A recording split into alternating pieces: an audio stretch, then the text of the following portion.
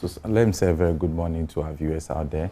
But I seriously think society is very dynamic, and therefore wherever we've got into now is part of the conversation and development of society. Right. So we'll always come to a point where people will comment about these things. There will always be a rise and fall of such topical issues, and we'll always debate it dispassionately depending on where you belong to.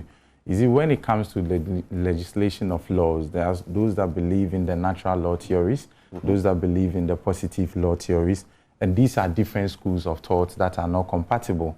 So there are people that will believe that, oh, these are natural law thoughts, especially if you see how our pastors, our religious bodies are making serious argument about this, because this is very passionate and at the center of what they practice. So they believe in the natural law theory, where it says that even non-man-made things like plant and other things have their purpose in life, and therefore they have their place in society, and therefore everything must live up to its purpose. They believe that as part of the good in life as human beings is to live a purposeful life and the life flourishing, and therefore whatever that we human beings will do should lead to that flourishing end. And therefore we've seen how they are putting in this argument. There are other school of thought, especially I'm sure in the last week we've heard about some 18 so-called academicians or professionals who are also advocating for the retraction of this legislation. And their argument seems to be in line with the positive law theorists,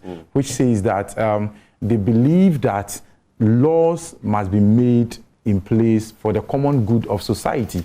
And therefore, if you are legislating or putting in place such laws, which they think is going to be inimical to the human rights of others, they do not subscribe to it and they think it must be retracted. But be it as it may, I think that we are in a good place when the report of CDD is telling us that overwhelming about 95% of us, 93% of us are not in support of such a legislation, which means that majority of us in society, or if you move out there, if you take or you meet every 10 group of people, you ordinarily have about 1 or 1.5 in there saying that they actually support this. So it means that we are still not there. I am tying this into what Mr. President said in his interview some time ago.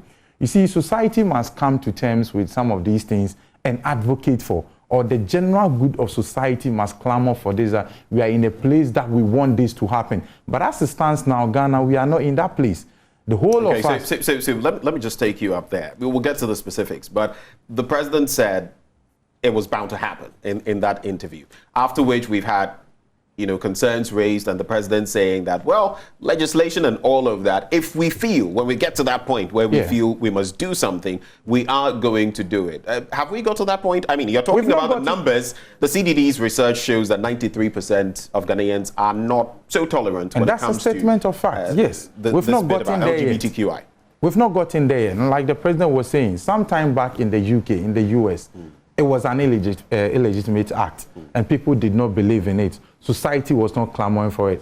They got to a point where they believe that they've come thus far, and therefore it's about time for them to accept. So we've not got to that. We've not gotten there.